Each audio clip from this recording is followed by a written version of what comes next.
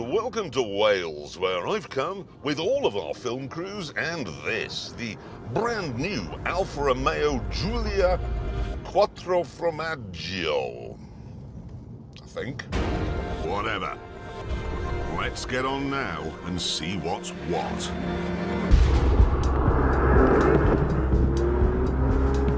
Now, for this to be a proper Alfa Romeo, there must be something wrong with it. Think about it. Person who's kind to his mother and punctual and sober and well-dressed. He's an Audi, and nobody wants a friend like that. If you're going to form a relationship with a car, if you're going to develop a bond, it's got to have human qualities. And if it's going to have human qualities, it's got to have faults. And this car, I'm delighted to say, has a big one.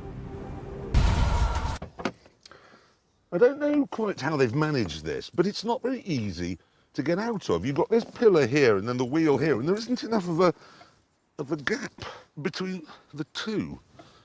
No, hang on a minute, hang on. How Alfa Romeo is that? They put the door in the wrong place. It should be further back. That is brilliant. There's more too. It's not a particularly handsome car. The wheels are too small, and for some reason they've chosen to make the front look like a Wolseley. Now, in the recent past, James is quite right, Alfas have had their faults and then no good bits to compensate. They've just been wrong-wheel drive Fiats with the word Fiat crossed out and Alfa Romeo written in crayon. That, though, that's a very different animal.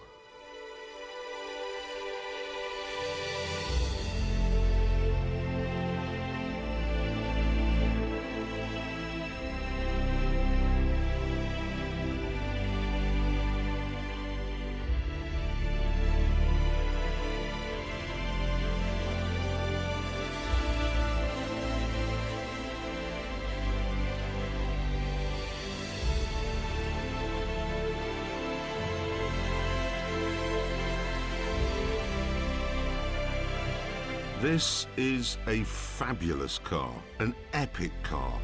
Probably because it's the love child of the same man who engineered the Ferrari 458.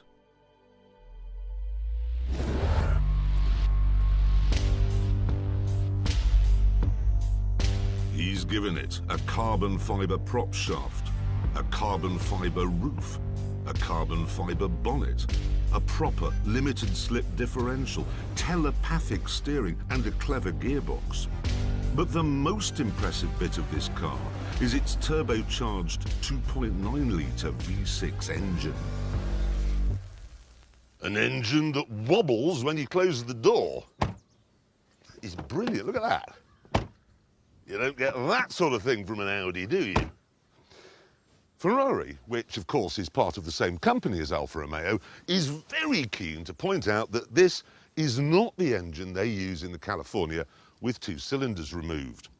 They say it's a complete coincidence that both engines have the same bore stroke and V-angle. They're adamant that this is all Alfa Romeo's own work. So, there we are. It is then. And what work it is. You get 503 brake horsepower. That is 60 more than you get from a BMW M3. 60. It's 175 more than you get from that Jag that James would be droning on about now had I not stepped in and saved the day. And then there's the way it revs.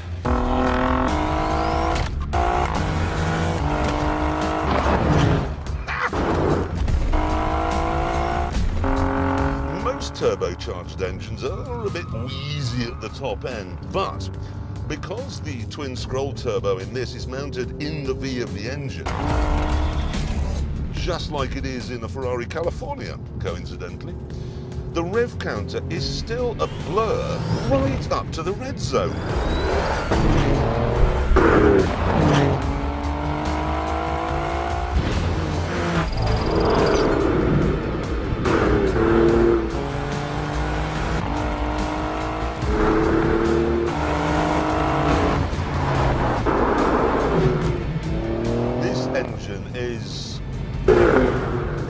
masterpiece.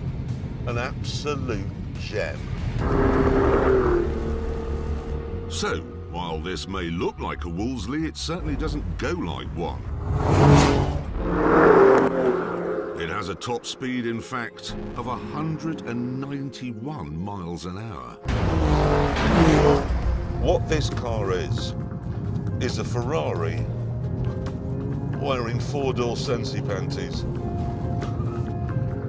And that brings me on to this car's party piece. At normal speeds, it's very quiet and very civilized. And even though it's running on wheels that appear to have come off the bottom of a sofa, it's very comfortable. Even if you push this and put it in bumpy suspension mode. The only setting I haven't yet tried is this one, Race. And I think I should. Sadly, however, before I found somewhere to try it out, I received a telephone call.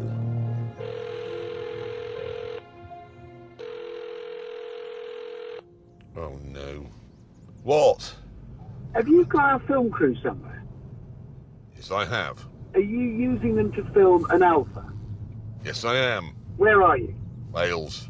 Wales? Can't just arrange that we go to Scotland and then disappear off to Wales. I didn't tell you to go to Scotland. You decided to go to Scotland on your own. We've come all the way to Scotland to do this with these two cars. This is the test. You trying to shoehorn another Alfa. It's nice that there are Alfa Romeos in the world. That's a lovely thing that we can all carry on with the... It doesn't matter how good you think the Alfa Romeo is. This is a car program. Concepts, dreams, imagined things. Scotland with two cars that are credible, relevant, important, work and are real. They were still shouting at me as I arrived with all of the film crews at our track. That you've managed to scratch over the last 10 years, effectively. I don't know how. Why are you so... It's breaking up. Oh, I've lost you.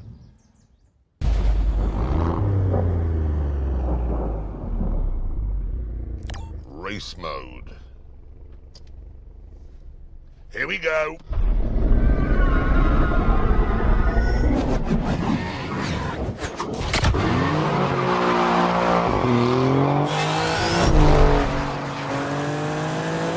In race mode, everything is in a tensed-up state. The throttle response, the gearbox, the steering, and the traction control is off!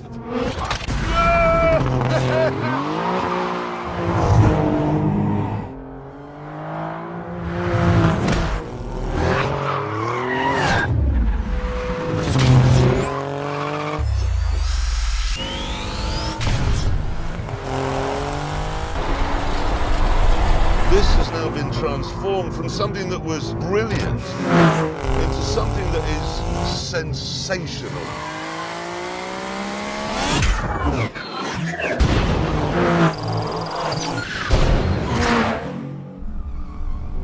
Of course, you'd never drive in race mode on the road, in the same way you'd never take your wristwatch into space.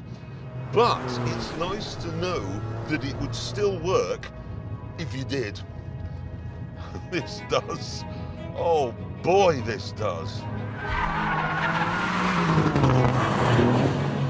I've always said you can't be a true petrol head until you've owned an Alfa Romeo. And the trouble is, I've always known there's no Alfa Romeo a true petrol head would actually want to buy. There is now, though. Oh, there is now.